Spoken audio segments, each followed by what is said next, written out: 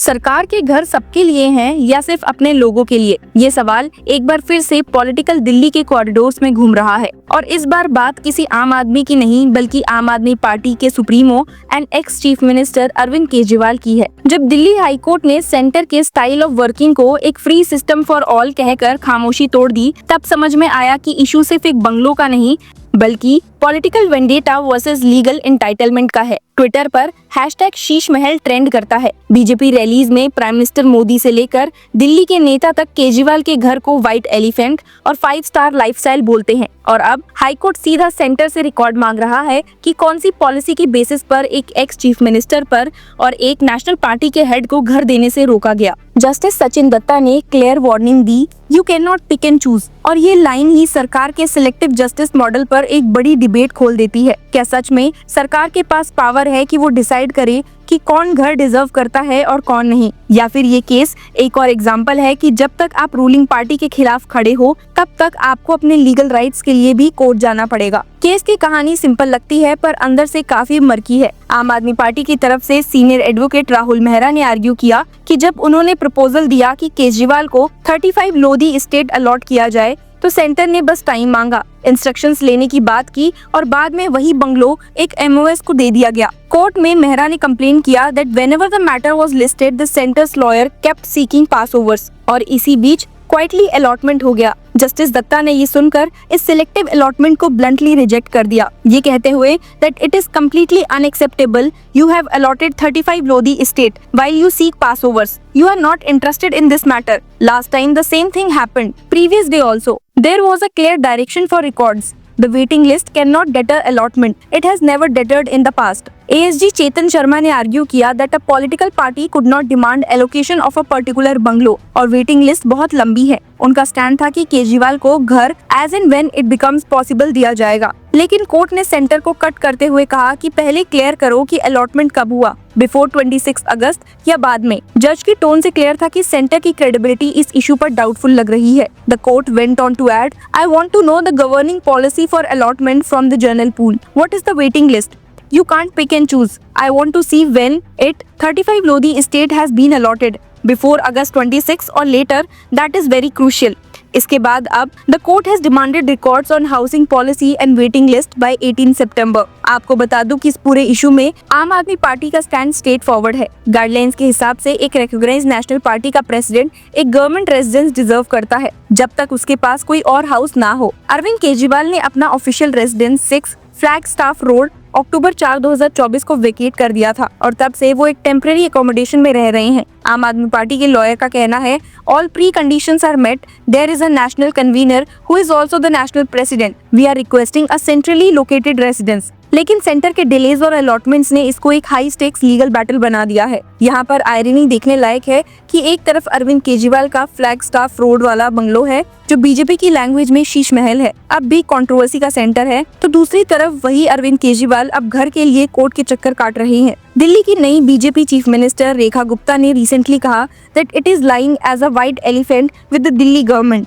And we are thinking what to do with it. उन्होंने ये भी ऐड किया कि पैसा वेस्ट करने का जो गिल्ट है वो अरविंद केजरीवाल को दिल्ली की पब्लिक के सामने चुकाना ही पड़ेगा। बीजेपी के नैरेटिव में ये बंगलो एक सिंबॉलिक है ऑफ करप्शन, एक्सट्रावेंजेंस एंड हिपोक्रेसी, जबकि अरविंद केजरीवाल अपने आप को हमेशा आम आदमी के रिप्रेजेंटेटिव के रूप में प्रोजेक्ट करते आए हैं। बीजेपी चीफ वीरेंद्र सचदेवा ने आरटीआई डाटा रिलीज करके कहा था, the truth behind Kejriwal's 5 star lifestyle which he tried to hide while claiming to run a simple government was first exposed by the rupees 52 crore Sheesh Mahal renovation. Today we are presenting fresh evidence of his extravagant living and alleged corruption in governance and we demand answers from him. RTI के numbers भी आम voters को shock करते हैं। Rupees 29.56 crore सिर्फ maintenance पे between 2015 and 2022।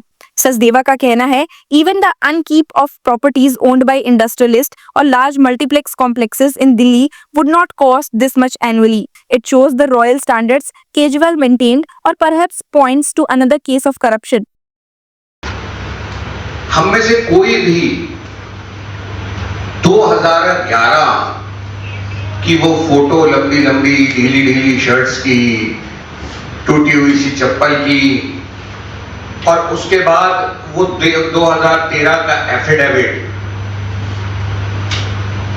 बंगला गाड़ी ना लेने का, सिक्योरिटी ना लेने का, कोई भूल ही नहीं पाते। वो चले भी गए सत्ता से आकर के, मगर भूल नहीं पा रहे हम। आज फिर एक ऐसा मामला सामने आया है हमारे अध्यक्ष जी ने कि आज से कल कोई व्यक्ति मिला और उसने कुछ कागज दिए, और एक ऐसा मामला सामने आया है कि शायद आप सब लोग भी हमारी तरह मध्यम वर्ग के लोग हैं। जो अमाउंट्स अध्यक्ष जी अभी बताएंगे आपको, वो सुनकर आप चौंक जाएंगे कि आपके हमारे जीवन में उतने बड़े अमाउंट हम कल्पना नहीं कर सकते। ऐसी एक बात अभी अध्यक्ष जी आपको बताएंगे। इस प्रेस वार्ता में हमारे साथ हमारे साथी प्रवक्ता डॉक्टर अनिल गुप्ता जी और शुभेंदु शेखर अवस्थी जी भी हैं। मैं माननीय अध्यक्ष जी से अनुरोध करूंगा कि ये दोनों ही नैरेटिव्स, जहां एक तरफ legal entitlement of a house है तो दूसरी तरफ political attack over extra vengeance, directly clash कर रहे हैं। और इस क्लैश का बैकड्रॉप और भी कंट्रोवर्शियल है। दिल्ली असेंबली इलेक्शन 2025 में बीजेपी ने 26 साल बाद पावर वापस ली और आम आदमी पार्टी को सिर्फ 22 सीट्स तक लिमिटेड कर दिया। प्राइम मिनिस्टर नरेंद्र मोदी खुद एक रैली में बोलकर गए थे, in the last 10 years Delhi has been plagued by an आपदा। Aam Aadmi party has descended as a calamity on Delhi. I could have built a Sheesh Mahal too, but I chose to build more than 4 crore homes for the poor. Media ने भी अपनी reports में highlight किया था कि centre ने CPWD को detailed inquiry order करने के लिए कहा है टू चेक अगर शीश महल के कंस्ट्रक्शन में नॉर्म्स वायलेट हुए हैं या नहीं। इसने बीजेपी को एक और एमिनेशन दे दिया कि वो आम आदमी पार्टी सुप्रीमो अरविंद केजरीवाल को करप्शन और मिसयूज ऑफ फंड्स का फेस बनाकर प्रोजेक्ट करे। तो दूसरी तरफ आम आदमी पार्टी के सपोर्टर्स आर्ग्यू करते हैं कि ये सब पॉलिटिकल विच हंट है और सरकार डेलिबरेटली केजरीवाल को वीकन कर रही है। अब बिगर लीगल क्वेश्चन ये है कि क्या एक एक्स चीफ मिनिस्टर जो एक रिकॉग्नाइज्ड नेशनल पार्टी का प्रेसिडेंट भी है, उसका स्टैट्यूटरी राइट है एक गवर्नमेंट हाउस का? अगर है तो फिर सेंटर का डिले और अलॉटमेंट किसी और को क्यों? और अगर नहीं तो पॉलिटिकल वेंडेटा के चार्ज लीगली टिकता है या नहीं? कोर्ट ने ये इशू को सिर्फ टेक्निकल अलॉटमेंट तक लिमिटेड नहीं रखा, बल्कि एक सिस्टमैटिक प्रॉब्लम भी हाईलाइट किया। You can not pick and choose. अगर लीगली देखें तो प्रेसिडेंट क्लियर है कि एक्स चीफ मिनिस्टर्स और नेशनल पार्टी हेड्स को यूजुअली अकोमोडेशन दिया जाता है, लेकिन जब पॉलिटिकल राइवलरी अपने पीक पर हो तो लीगल एंटाइटलमेंट्स भी पॉलिटिक्स का हॉस्टेज बन जाते हैं। जस्टिस दत्ता का शार्प रिमार्क यही दिखाता है कि कोर्ट भी गवर्नेंस के सिलेक्टिव और बायस्ड एटीट्यूड से फ्रस्ट्रेटेड है। ये केस बस केजरीवाल के घर तक लिमिटेड नहीं, ये एक टेस्ट केस है इंडिया में रूल ऑफ लॉ और पॉलिटिकल वेंडेटा के बीच बैलेंस कैसे मेंटेन होता है। एंड में सच यही है कि घर की पॉलिटिक्स कभी इतनी अगली नहीं लगी। एक तरफ टैक्स पेयर्स का पैसा वेस्ट होने के एलिगेशंस, तो दूसरी तरफ एक एक्स चीफ मिनिस्टर की डिग्निटी और लीगल राइट्स का इशू। कोर्ट की स्ट्रिक्ट ऑब्जर्वेशन एक रिमाइंडर है कि गवर्नेंस, रूल